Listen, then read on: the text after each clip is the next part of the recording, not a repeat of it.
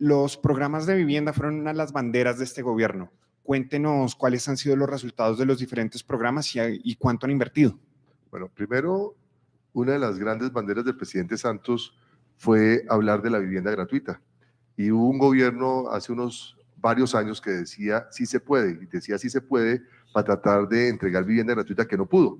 En este caso, le dijeron al presidente Santos que era un populista, que iba a entregar 100.000 viviendas y que eso era una utopía.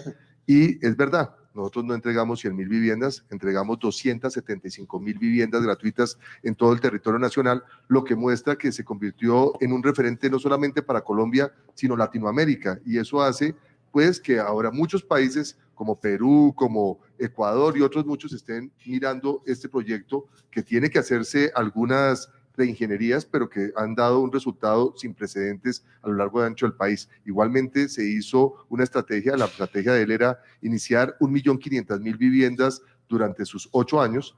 Quiero recordar que el gobierno del presidente Uribe hizo en sus 8 años 1.050.000 iniciaciones de vivienda, no hizo vivienda gratuita como hizo el presidente Santos, y la verdad es que verdaderamente las cifras son totalmente distintas. Hoy tenemos 1.800.000, se podría decir que vamos a terminar iniciando, donde el 60% de esas viviendas tienen que ser tocadas por el Estado colombiano, así sea con subsidios o programas distintos que han dado muy buenos réditos a nivel nacional. Y esto ha hecho que sea uno de los trípodes de la economía. Era una locomotora que dio resultado, que ha funcionado, y estamos tocando 225 municipios, ya no solamente las grandes capitales, sino los lugares más importantes y los más alejados del país.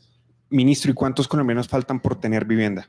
Pues eso ha disminuido muchísimo. También tengo que contarle que hay una cifra que es contundente. El presidente, cuando inició su periodo, estaba más o menos en un 9% de déficit habitacional, casi más del 9%. Y en este momento, el 2017 entrega al DANE la última cifra de déficit habitacional con el 5.2% de déficit habitacional, y la meta es que terminaremos el 2018 por debajo del 5%, y la meta del presidente cuando hizo el plan de gobierno era terminar con el 5.5%, así que el resultado ha sido muy importante, y más en un sector donde se tocan más de 30 sectores. O sea, la vivienda no es solamente esto, es que se toca el ladrillo, el cemento, el vidrio, el hierro, el acero, o sea, son miles de cosas que se están tocando y que hacen que la economía verdaderamente se movilice. Igualmente, como le estábamos hablando, ya llegamos a municipios alejados, por ejemplo, ahora vamos al Amazonas, al Putumayo, al Guainía, a La Guajira, al Chocó, donde no se hacían proyectos de verdad importantes. El último que estamos haciendo en Putumayo, por ejemplo, 1.209 viviendas, donde las viviendas que estamos construyendo cuestan 105.000 millones de pesos, y esa plata la estamos dejando ya en caja para que el gobierno que termina, el siguiente que viene, pueda terminar las 900 que le corresponden. Nosotros entregaremos 300 en este gobierno antes del 8 de agosto. Así que eso va a ser verdaderamente impresionante. Ministro, una precisión. Usted me dice que han entregado 275.000 viviendas, pero la cifra que uno tenía en la cabeza eran 130.000. Sí, y además le voy a contar varias cosas. Por eso digo que hay que hacer que todas las viviendas estén en el Ministerio de Vivienda. ¿Por qué? Porque el Ministerio de Agricultura hace la vivienda rural, y el Ministerio de Agricultura hizo 95.000 viviendas rurales. Muy importante proceso, pero se necesita que la política de Estado se maneje en el Ministerio de Vivienda. Igualmente el Fondo de Adaptación hizo 45.000 viviendas, que son muy importantes también, pero que también requiere que el ministro tenga esa coordinación, y que aquí entiendan también otra cosa: nosotros no compramos ni cemento, ni ladrillos, ni hierro. Esto es algo también diferentísimo a lo que la gente piensa. La gente común y corriente piensa que el ministro de Vivienda tiene una ferretería donde manda a cada uno de los proyectos las cosas. No, esto aquí cambió absolutamente. Se hizo un programa donde tenemos construcción muy técnica. Primero hicimos vivienda segura, que es otro tema que me imagino que vamos a hablar más adelante, pero ese tema es muy importante porque no vamos a repetir casos como los de Space, donde se cayeron porque no se hizo el control de los materiales, porque no se hizo el control técnico de las personas que estaban participando, y ahora lo que estamos haciendo es contratar a los mejores constructores del país, y ellos ya no van a robar o perder los recursos de la nación. ¿Por qué? Porque nosotros pagamos hasta el momento en que se escritura la vivienda. Ese es otro cambio extremo de lo que estamos haciendo en la política de vivienda. O sea, cuando usted ya recibe la vivienda, entregamos la vivienda con el presidente de la República, o lo entrego yo, en ese instante se le está entregando la plata al constructor. Por eso se necesitan constructores fuertes que ya tienen unas economías de escala, que además conocen perfectamente el mercado y que por eso hemos disminuido la siniestralidad a menos del 1%, o sea, mucho menos del 1%. Ministro, eso por el lado de la vivienda gratuita, pero la gente está usando los subsidios a tasa y todas estas otras herramientas que ustedes crearon. Pues eso también es muy importante que conozcan y les digo que el desconocimiento, primero, del sector financiero y de los usuarios ha sido gigantesco. Le cuento que nosotros tenemos una página en el Ministerio en el tiempo que llevamos haciendo la política de estos subsidios nuevos, que les voy a contar ahorita el 1.2 billones de pesos, que hicimos un CONFIS como una política de choque para el último año, que siempre es peligroso porque la gente deja de utilizar esto. ¿Por qué? Porque hay expectativas.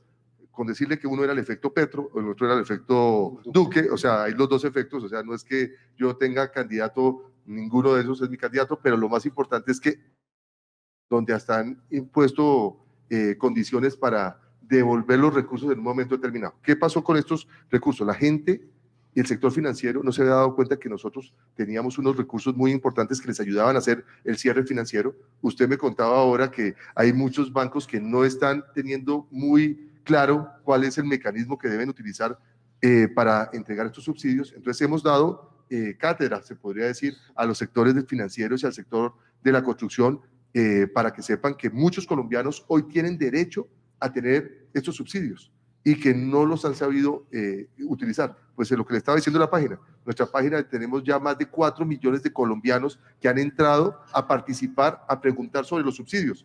Y les voy a contar rápidamente cómo se hace. Primero, los que están, los BIS y VIP, que son muy importantes, los que están entre 0 y 55 millones de pesos.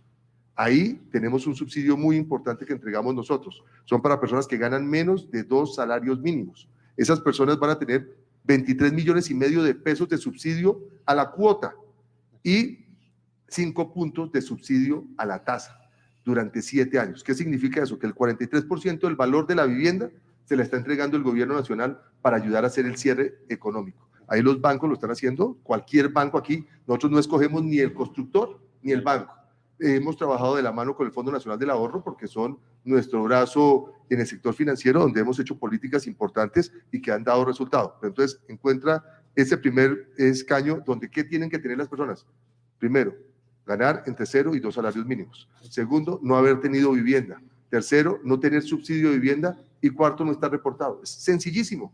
Muchos colombianos tienen esa oportunidad y además el ingreso tiene que ser familiar, no tiene que ser personal. O sea, la suma de la esposa, el hijo y el núcleo familiar tiene que llegar a esos 2 salarios. Pues ahí tenemos un espacio muy importante. Pero sigue el segundo, que es de 55 millones a 105 millones de pesos.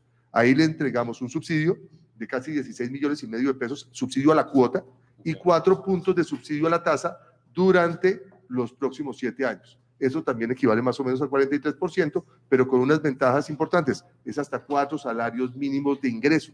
Entonces, ahí tienen también esa gran oportunidad. ¿Y cuánto quedan pagando de cuota? En los de 0 a 55 millones de pesos, alrededor de 220.000 pesos de cuota sobre el crédito que tienen que tener. Y en de 55 a 105 van a quedar en 420.000 a 450.000 de cuota mensual. Esto es una maravilla. Pero como entendíamos que teníamos un hueco que era preocupante para todos, que era la clase media, los profesionales jóvenes, como los que veo acá, que están hasta 8 salarios mínimos de ingreso, 8 salarios, ahí que les damos nosotros, subsidio a la tasa del 2,5% de subsidio. Muchos han comprado vivienda y no saben que tenían ese subsidio, y como no se le puede dar si no lo piden, pues entonces lo han perdido. Pero adicionalmente a eso, por eso fue la política que hicimos con el ministro de Hacienda, el presidente de la República, Planeación Nacional y nosotros hicimos un CONFIS en febrero para tener 1.2 billones de subsidios a la tasa, que equivalen a 77.660 subsidios, de los cuales 55.670 son a BIS y VIP y 20.000 a los que le estoy diciendo a ustedes, a las personas que están entre 105 millones y 340, pero con otro éxito maravilloso, que el que tenga casa puede tener segunda vivienda y puede hacerse a ese proceso. Pero no contentos con eso, hicimos con el Fondo Nacional el leasing habitacional, que es maravilloso para las personas que quieran comprar hasta segunda vivienda, pero además vivienda usada. ¿Y qué tienen de bueno el leasing habitacional? Un beneficio tributario, porque usted no es dueño de su vivienda, sino hasta el final. Entonces, usted no paga impuestos ni de patrimonio, ni de riqueza, ni cosas por el estilo, porque a usted solamente le escrituran en ese momento. Esto es un proyecto que llega hasta 30 años, es otro cambio extremo que ustedes, como vieron en Camacol, hicimos con el ministro de Hacienda una propuesta muy importante donde el fondo de garantías ahora nos ayuda hasta el 80% del valor tener recursos donde el gobierno nacional le dice ustedes pueden invertir en papeles hasta 30 años y esto hace que tengamos una mayor garantía y no solamente va a ser el fondo, sino ahora todos los bancos se van a meter en ese negocio que es el que tiene Estados Unidos. Estados Unidos lo tiene hasta 30 años, ha funcionado. Me dice, pero es que usted pagar a 30 años, pues si usted está botando la plata en la alcantarilla en su arriendo. Entonces aquí lo que usted va a hacer es capitalizar 5 ladrillos, 20 ladrillos al mes, pero lo está haciendo y es para usted, con esos beneficios que tenemos. Los otros dos proyectos que hablamos de 55 y 105 es a 20 años, hasta 20 años, este es hasta 30 años y es una modificación muy importante porque muchos colombianos van a tener esa oportunidad que no tenían, que tiene otra ventaja, no hay cuota inicial, se diluye la cuota inicial a 30 años, que es el principal escollo de la mayoría de los colombianos que no tienen esos beneficios. El Fondo Nacional tiene 2 millones, casi 200.000 usuarios que tienen sus cesantías allá, eso les sirve para apalancar la cuota inicial, pero muy seguramente no cumplían el requisito de llegar hasta el valor que necesitaban. Con eso le estamos abriendo a muchos más colombianos la oportunidad de tener vivienda que jamás imaginaron. Y ministro, ya para un poco cerrar el tema de las viviendas, finalmente, ¿cuánto han invertido en vivienda en estos 8 años? Eso han sido más de 8 billones de pesos. Es que es una cifra también sin precedentes. Lo hemos hecho tanto en agua potable como en saneamiento básico, igualmente en esto. Pero le voy a contar cosas importantes que estamos hablando de vivienda, que ya usted me va a llevar a otros lados. Le voy a contar varias cosas. Primero, a las personas que le estamos dando estos subsidios, muchos no están usándolos bien. O sea, la vivienda gratuita que estamos entregando, le estamos poniendo condiciones para que cambien ese esquema. ¿Qué es? Que no pueden arrendar. Si usted arrienda es porque tiene otra vivienda. Entonces, por consiguiente, usted no tiene derecho a eso y vamos a tener revocatorias y estamos haciendo revocatorias para quitarle la vivienda al que no la necesite, al que está arrendándola, al que haga microtráfico, al que esté haciendo cualquier cosa desleal con la vivienda, que tiene que ser algo fundamental, porque es que, como dice el presidente, tener vivienda no es riqueza, pero no tenerla sí es pobreza. Y aquí hemos hecho un cambio extremo, si ustedes ven, cambió el estado de la gente en Colombia. Ahora la gente cree en la vivienda, entregamos viviendas totalmente dignas. Al principio eran viviendas de 29 metros, ahora estamos entregando viviendas de 64, las que estamos entregando en el Putumayo.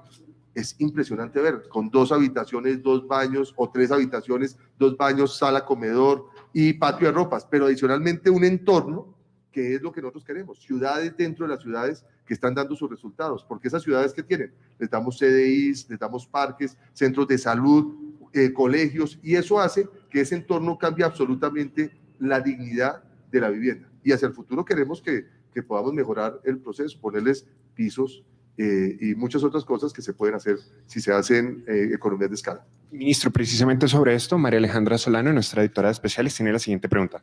Se ha conocido de investigaciones a propietarios de las viviendas por no cumplir con los requisitos adquiridos.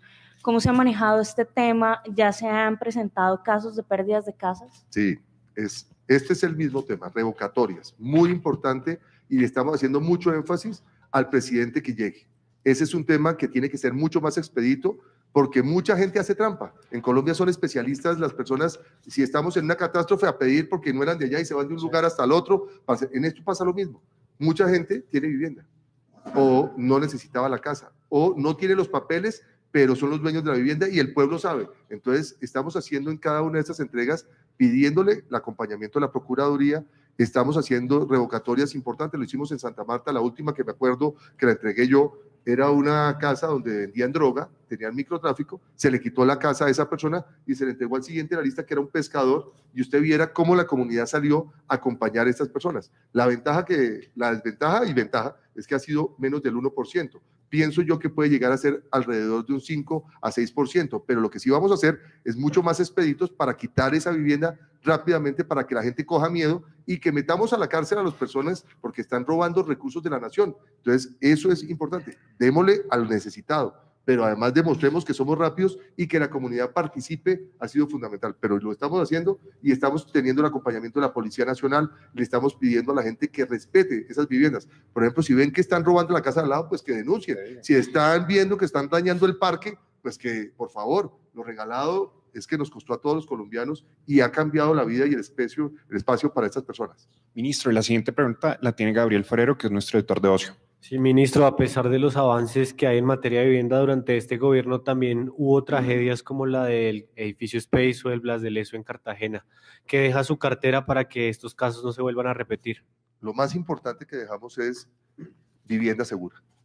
O sea, en este momento ya no se puede repetir ningún caso como el Space.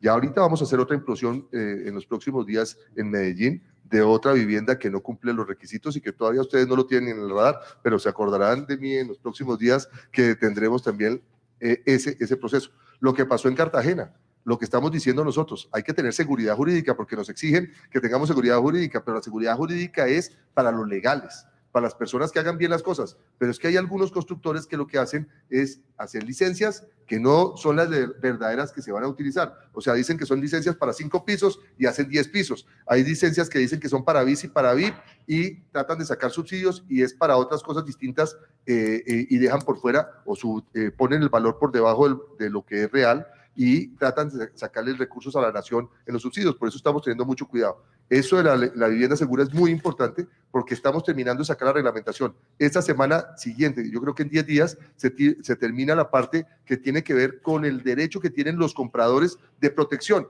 Si hace trampa algún constructor, no voy a decir el nombre porque la vez pasada se me vinieron encima, gracias a Dios la Fiscalía me demostró que teníamos la razón nosotros de que era verdad lo que se había dicho, y pues vamos a defender los derechos adquiridos de la gente, pero también vamos a defender al comprador y más importante aún, a la gente que va a vivir en esos lugares, porque si hacen las cosas mal, como sucedió en muchos lugares, porque es que existe una norma muy divertida en muchos lugares, después de 5 años, usted puede hacer mejoras a la norma, a la licencia que usted sacó. Si no tenía licencia, la puede presentar y puede tratar de hacer esa modificación. Eso no queremos que suceda.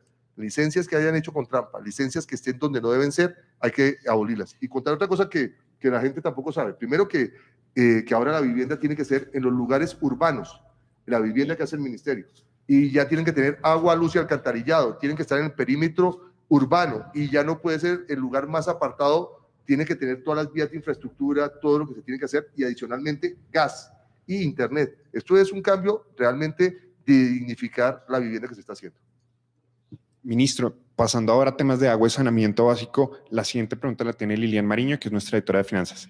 Ministro, antes de redes sociales hay varias preguntas que estuvimos aquí anotando. ¿Todas las personas que aplican al subsidio lo logran o cuánto lo logran? ¿Cuánto es el tiempo promedio que se demora? Y de los 760.000 cupos, ¿cuántos se han dado? Bueno, primero les cuento, lo importante, lo que acabo de decir de los subsidios que tenemos, están disponibles y son por demanda. Aquí, primero, no necesitan ningún intermediario, porque también encontramos los vivos que salen a decirle a los pueblos que les vamos a ayudar a sacar el subsidio. Eso no existe ese trámite. Cobran 50.000, 100.000 y se roban la plática de la pobre gente que cree que está en ese proceso. Los subsidios están en este momento. Por ejemplo, de mi casa ya todavía nos quedan casi 58.000 subsidios de cuota. Es que mi casa ya tiene 2 componentes, cuota, el subsidio a la cuota y subsidio a la tasa, que es algo maravilloso. Y los otros subsidios del 1.200.000 millones de pesos que se hizo de los otros subsidios, que son 77.670, en este momento, por ejemplo, los 20.000 que les digo de clase media, nos quedan casi más del 53% para este año. O sea, esto es muy importante que lo sepan. Y nosotros no escogemos el banco, la gente escoge el banco que quiera. Yo les hablo del Fondo Nacional porque ha trabajado y es nuestro banco, el Banco del Estado que maneja vivienda y educación, pero puede ser cualquier banco, no doy nombres para que no me digan que estoy haciendo política de bancos, pero es cualquier banco y cualquier constructor. Yo no escojo el constructor, entonces la persona que va a buscar la vivienda, y les voy a dar una noticia que también es muy importante, la semana entrante con el alcalde de Peñalosa vamos a hacer algo fundamental, porque en Bogotá no podemos hacer vivienda bis, y vamos a sacar un decretico que les va a parecer maravilloso, que es aquí eso no se me salió, no debo decir cosas que no debo decir, pero van a darse cuenta que es una primicia, porque Bogotá no hacía vivienda bis, y necesitamos tener nuevamente vivienda BIS y VIP en Bogotá fuertemente, para que la gente cuando va por la calle, va a cualquier constructor y dice, menos de 105 millones, ahí tienen derecho al subsidio.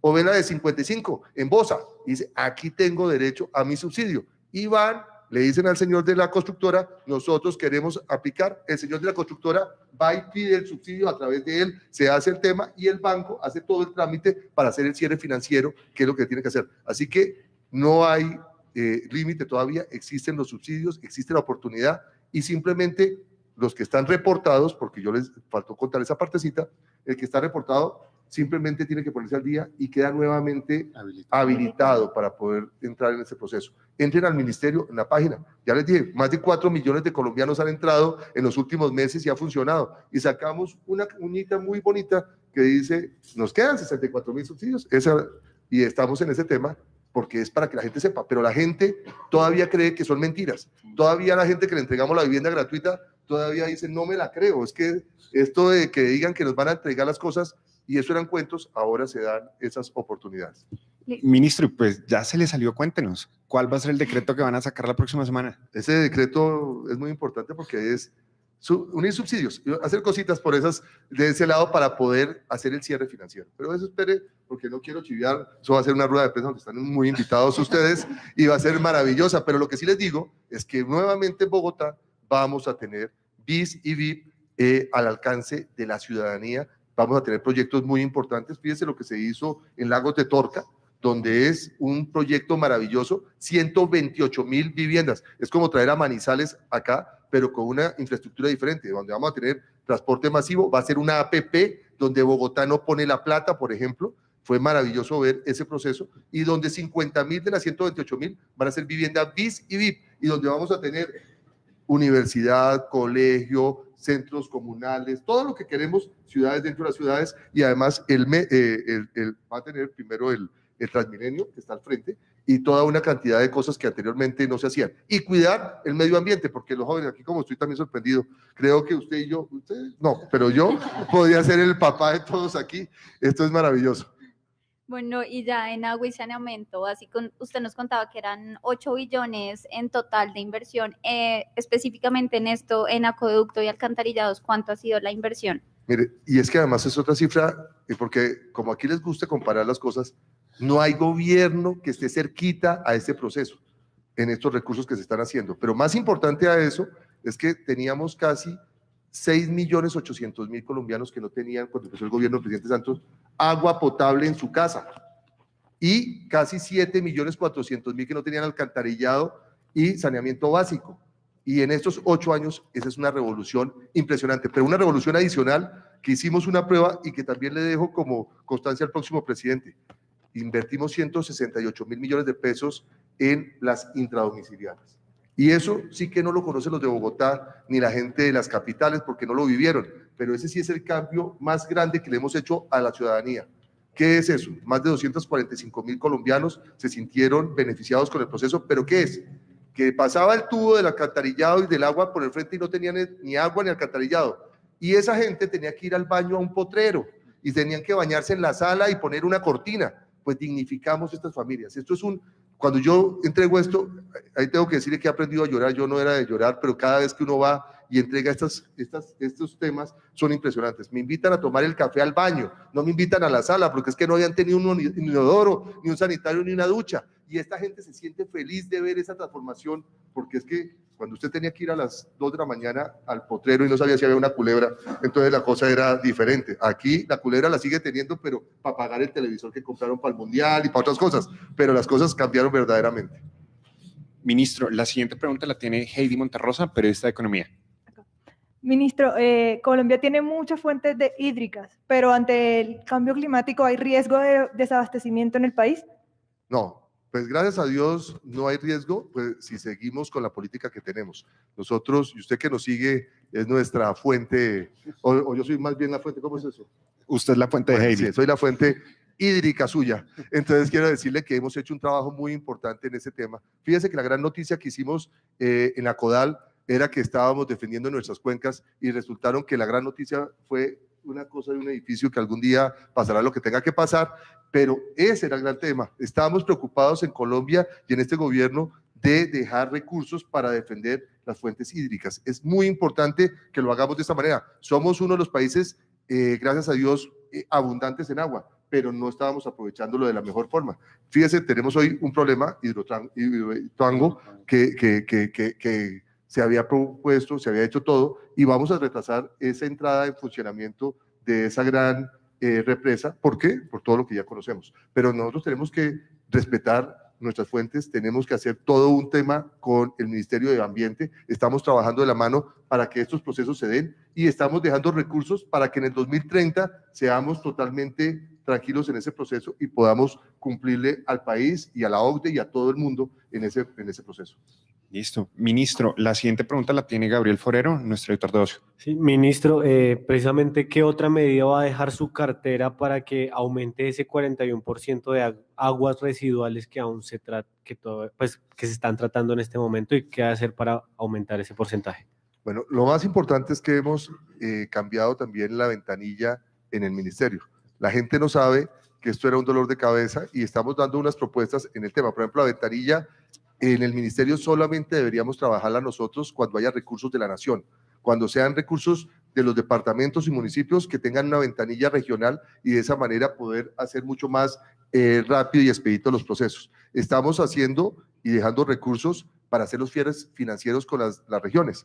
Estamos, por ejemplo, le voy a contar, en La Guajira, uno de los dolores de cabeza más grandes, pues hay una revolución impresionante en lo que se está haciendo en La Guajira. Lo que pasa es que el atraso era inaudito, pero en este gobierno se ha hecho un cambio extremo en eso. Hemos hecho desde pozos para tener agua en las diferentes comunidades indígenas hasta tener vivienda con redes eólicas o solares que anteriormente no se tenían. Y se está haciendo un trabajo muy importante en esos cierres financieros. Teníamos, por ejemplo, en el Meta o en el Casanare, proyectos que estaban en veremos, pues ya hicimos el cierre financiero, por ejemplo, que es lo que nos interesa a nosotros. 6.000 millones de pesos adicionales acabamos de poner con el ministerio para poder tener en el Casanare la tranquilidad de que no tengamos el problema del acueducto y alcantarillado de la región, y ver que en muchas partes ese es el problema más grande porque seguimos contaminando. Porque, ¿qué pasa?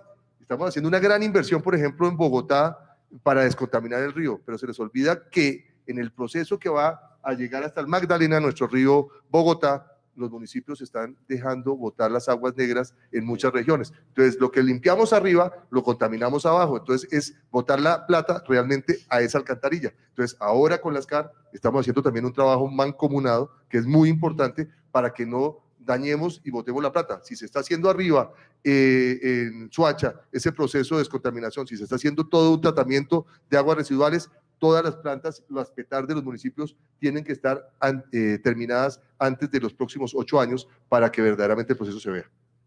Y ese 41% que ya hemos avanzado. Eso era una utopía también. Ministro, César Rodríguez, periodista de la sección de ocio, tiene la siguiente pregunta. Ministro, ¿qué se ha hecho para aumentar el aprovechamiento de residuos sólidos, teniendo en cuenta que hay mucha basura que termina todavía en los rellenos sanitarios? Bueno, primero sacamos un decreto de rellenos sanitarios. Ese es otro tema muy importante para la comunidad. En ese decreto, ¿qué hicimos adicionalmente? Pusimos la posibilidad de que varios municipios se puedan agrupar para poder hacer esos rellenos sanitarios. Los rellenos sanitarios nos corresponde tenerlos en este momento porque es que quisiéramos que no existieran, quisiéramos que utilizáramos perfectamente las basuras, pero no se ha podido hacer porque es que este es un país que está saliendo y tenía un retraso impresionante en el tema. Pero fíjese, doña Juana, por ejemplo, va a tener una posibilidad importantísima de seguir vigente durante los próximos 10 años porque se les dio la oportunidad tecnológica de hacer modificaciones en el tema. Estamos viendo lo de Boyacá, que está en Sogamoso, donde se están uniendo varios municipios para hacer ese proceso. Estamos aquí simplemente en Cundinamarca, encontrando en Mondoñedo o al lado de Boyacá, donde también se tiene que hacer ese proceso. Pero no es que volvamos botaderos esos municipios, sino que hagamos un manejo importante, que adicionalmente con el Ministerio de Ambiente estamos sacando, y ya es también una norma, lo de las bolsas. ¿Para qué? Para que hagamos ese manejo en las casas, desde inicio del proceso, porque ese es uno de los dolores de cabeza más grandes. Estamos botando todavía indiscriminadamente los procesos. Ahora tenemos las 3 bolsas, como se hace internacionalmente. Hemos logrado con el alcalde de Bogotá también hacer eso. Estamos terminando de utilizar las que teníamos antes, que eran las grises y las negras y esas vainas que teníamos, porque había una cantidad de bolsas, Se hizo un proceso importante en el tema de impuestos para las bolsas, para que también esas bolsas le cuesten a la gente, además hay una conciencia del reciclaje y todo este proceso, que lleguemos a Europa. Hay países donde importan basura porque se convirtió en un negocio, eso sería lo maravilloso, pero fíjese qué pasó en San Andrés, teníamos un plan piloto, y no voy a decir porque después me dicen, y usted tiene las pruebas, pero parece ser que manos no muy ortodoxas incendiaron el basurero que tenemos allá en San Andrés, y que es un ejemplo de lo que queremos hacer hacia el futuro, utilizar de la mejor forma todas estas basuras y hacer un proceso importante. Igual en la Guajira estamos haciendo alcantarillado que no se había hecho, agua potable que no se había hecho, y desalinización, que es otro proceso que nos parece importantísimo, teniendo tantos mares, que no estemos utilizando esas fuentes tan importantes para tener agua potable. Ministro, ¿y usted tiene alguna cifra de qué porcentaje de los residuos se reciclan en Colombia? Sí, pero no la traje. Ese no es mi... Ese no es su ministerio. Sí es parte, porque nosotros hacemos reglamentación y con la CRA tenemos que hablar mucho del tema, pero lo que sí sé es que hemos avanzado muchísimo. Hicimos un foro aquí de recicladores, hicimos que los recicladores se volvieran empresarios de la basura, no un negocio particular de algunos, sino ya, no he dicho ningún nombre porque después me dicen que ataque a quién sabe quién, pero sí lo importante es que ahora estos señores vinieron de Latinoamérica, hicimos el foro hace más o menos un mes y medio, fue impresionante ver ese proceso, cómo ha cambiado, cómo ha evolucionado y cómo son los jóvenes los que nos están ayudando a ese proceso. Esto de las 3 bolsas es maravilloso porque eso cambia, se vuelve negocio y los mismos recicladores ahí van a tener un ingreso mucho más importante. Les estamos dando cursos para que ellos tengan esa oportunidad y se conviertan en microempresarios dignificados de un proceso que parecía realmente sin futuro. Ministro, la siguiente pregunta es, usted muchas veces ha dicho que 83% de los municipios tienen su POT desactualizado. Díganos qué consecuencias trae eso y qué están haciendo para actualizar los POT. Mire, le voy a contar uno de los planes más graves que tenemos, los riesgos. Es que la gente no sabe que los POT, uno de los capítulos fundamentales es hacer el mapa de riesgos. Y ese mapa de riesgos sí que es trascendental hoy por hoy, porque cuando estamos viendo lo de la represa, estamos viendo que varios de esos municipios que están ahí no tienen en su POT ese riesgo que es latente y que vamos a ayudar y que se está haciendo todo lo necesario en la gobernación y en la alcaldía de esos municipios para hacer traslado de esas personas para que no tengamos muertos. Pero esa es una parte fundamental. ¿Y qué pasa con los POT? Yo les vuelvo a decir, el POT es como la huella digital y lo que pasa es que aquí no lo estamos haciendo de esa manera. Aquí lo que estamos haciendo es aprovechando que los municipios pequeños no tienen plata.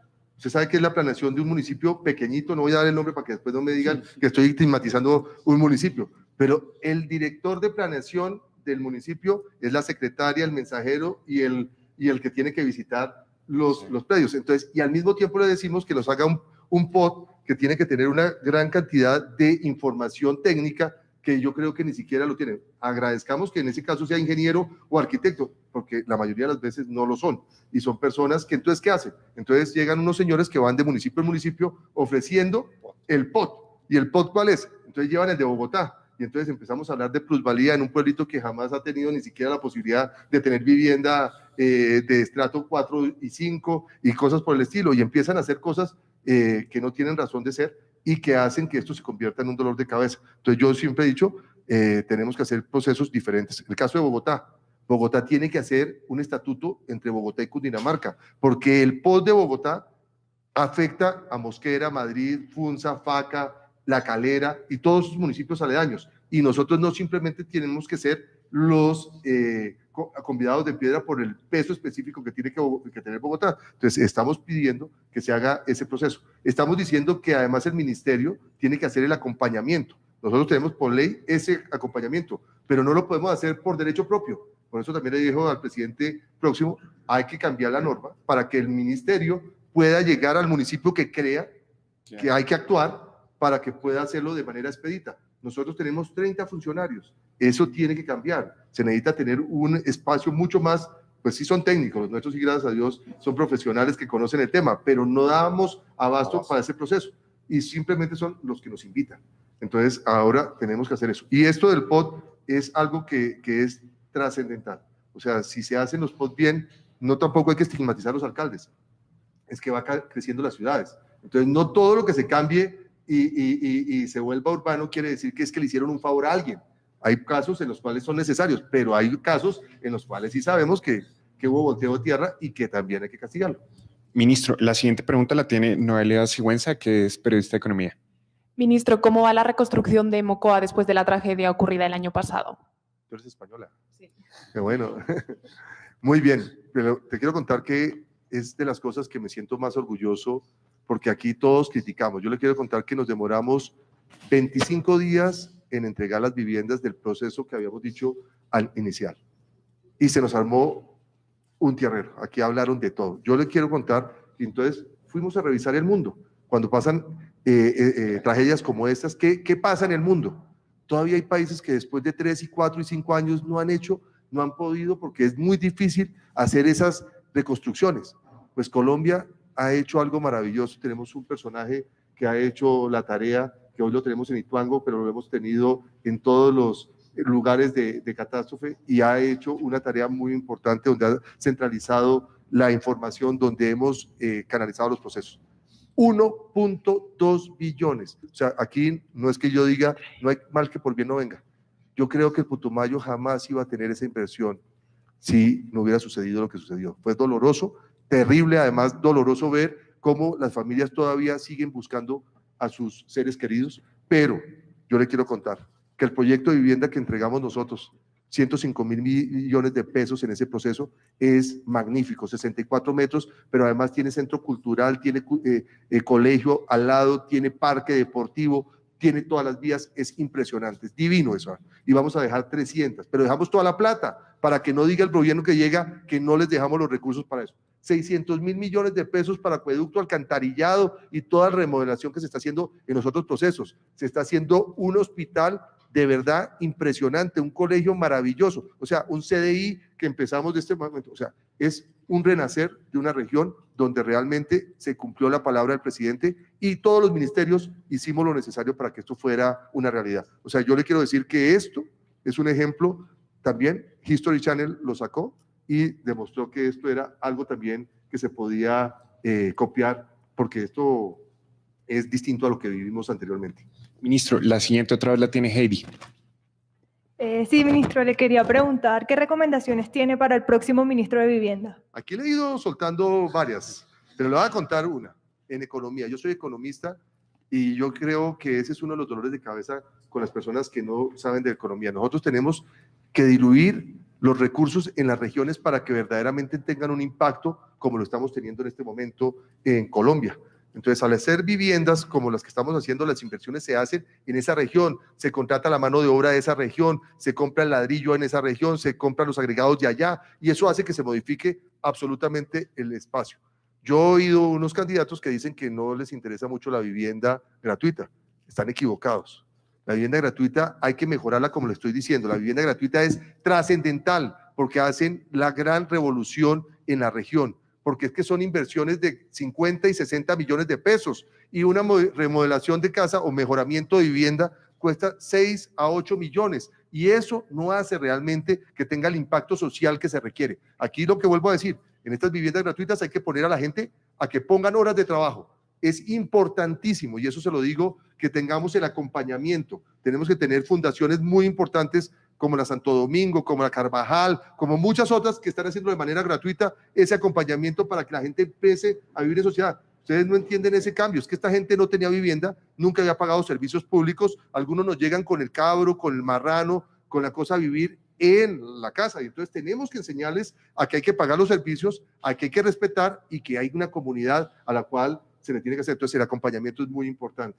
Tenemos que seguir en esa vivienda de los subsidios, hay que entregar subsidios porque nosotros tenemos que hacer el cierre económico financiero para que podamos magnificar los subsidios de la plata que se están haciendo. Le voy a dar un ejemplo. Los 20.000 que llevamos 3 años haciendo 20.000 subsidios de la clase media de 105 a 340 millones de pesos.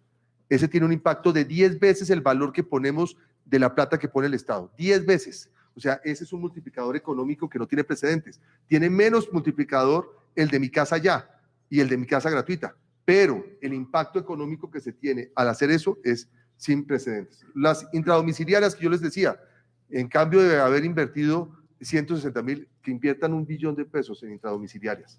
Esa es una revolución que se va a sentir en todo el territorio nacional. Es darle esa oportunidad a la gente de tener su baño, su inodoro, entregarle lavamanos, entregarle ese espectro. Eso es un cambio extremo donde dignificamos y se nota la diferencia, y además donde no pueden hacer trampa porque los valores están fáciles, no pueden aparecer como en la comida 40.000 la lechona, no. Aquí sabemos que un lavamanos vale no sé cuántos, entonces la gente puede hacer un seguimiento mucho mayor, y además es mucho más fácil por parte de la Contraloría hacer el proceso de lo que estamos haciendo. La otra parte, que el Ministerio unifique todas las viviendas que se hacen.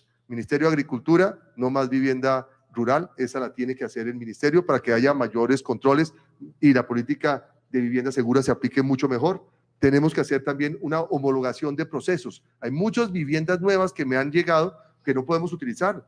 Vi una de Estralandia, casi que se hace, que es insonora, no, tiene la posibilidad de que tenga muchas facilidades porque es sismorresistente, además contra los incendios tiene unas características, pero no la puedo utilizar porque no ha sido homologada. Entonces, ¿usted por qué utiliza ese proceso? O igual lo del hierro y el acero y algunos otros mecanismos que nos están entregando. Estuve ahorita en la feria de Camacol y encontré unas que se están haciendo que son como neveras, que son unas cositas delgaditas con poliuretano, donde usted puede hacer vivienda mucho más barata, con toda la parte térmica, con toda la parte de sonoridad, y simplemente no se pueden usar porque no están todavía. Entonces hay que hacer un proceso rápido para poder poner, caso de las tragedias, ¿cuánto se demoran haciendo esas viviendas? 1 mes. Entonces qué maravilla que podamos tener una vivienda de esas donde se arma, lo único que hay que hacer es la placa y se arma la vivienda rápidamente y no nos importa de quién sea la idea o el negocio. Claro que a los constructores no les gustan mucho esas porque se pierden cosas, pero en eso tenemos que tener un cambio. Igual que nos unamos cada bimestre para hablar de los procesos. Lo que hemos hecho en este año, que me correspondió a mí, fue maravilloso porque yo los cogí cansados. Entonces yo venía con ganas y entonces empezamos a hacer muchos decretos, hicimos muchas cosas y fluyeron el tema. ¿Qué hay que hacer? Que Camacol, que Asobancaria, que Acodal, que todos estos gremios importantes, el sector financiero, se unan bimensualmente para mirar los procesos. Por ejemplo, la ley de choque que hicimos con el 1.200.000 para evitar este año electoral que fuera catastrófico en el tema de BCB, fue perfecto, clase media y otros no, porque el castrochavismo los hace asustar. Entonces, pues asústense, pero no pierdan la oportunidad. A todo el mundo le digo que eso no existe, que no es verdad, que existen los recursos y que utilícenlos ahorita. No sabemos si hacia el futuro se puedan mantener. Y pues le tengo más de 10, pero son, ahí van a quedar, aquí os mandaré la columnita, que son humildemente, la tengo ya escrita, aquí está, recomendaciones humildes para el próximo gobierno, porque toca ser humilde. Ministro, y usted nos dice que la gente le tiene miedo al famoso castrochavismo, pero digamos, si usted fuera un millennial, entre 4 y 8 salarios mínimos, ¿iría a su banco o al Fondo Nacional del Ahorro para pedir un crédito de vivienda? No, es que con lo que estamos haciendo debería cualquier banco ser igualmente de expedito, porque es que nosotros estamos ayudándole al banco a que tenga su cierre económico. Es que para ellos es una maravilla que el gobierno esté haciéndoles ese cierre financiero. El Fondo Nacional conoce perfectamente nuestros productos y por eso yo trabajo de la mano con ellos y les digo, háganle. Y son muchos más los que están ahí. Los millennials, les digo, aprovechen de 4 a 8 salarios mínimos que usted pueda comprar y que le den el 2,5% que equivale a que le den entre 20 y 25 millones de pesos. ¿Por qué no lo utilizan? Es una oportunidad gigantesca si de todas maneras va a comprar su vivienda. Eso quiere decir que tiene usted un descuento realmente importante y que el castrochavismo es un mito que hicieron para llegar a lo que llegamos, a la polarización que tenemos. Entonces lo lograron, eso sí.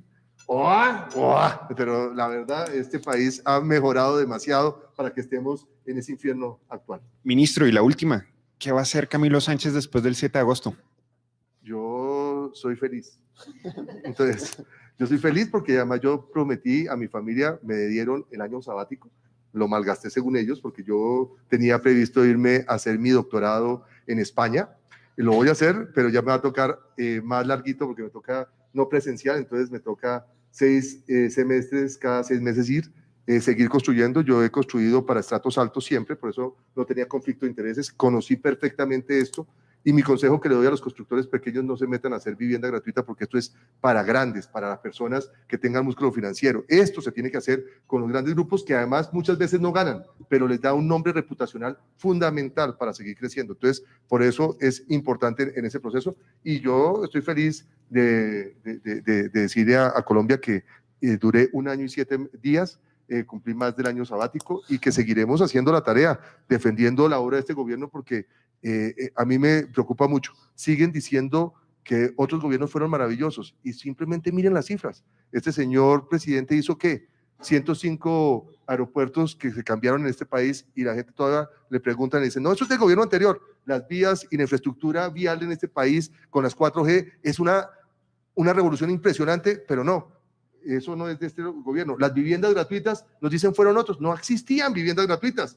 En la vivienda iniciada, pues les dimos sopa y seco más del 65% a los más cercanos, a los que prometían cosas que no, a los que quisieron hacer la paz y no fueron capaces, y ahora dicen que todas esas cosas. Entonces yo lo que digo, ahí yo voy a seguir ahí afuerita defendiendo lo que me corresponde. Bueno, esto ha sido todo en este Inside La República. Muchas gracias a la sala de reacción y a quienes nos siguieron por redes sociales, y gracias, ministro.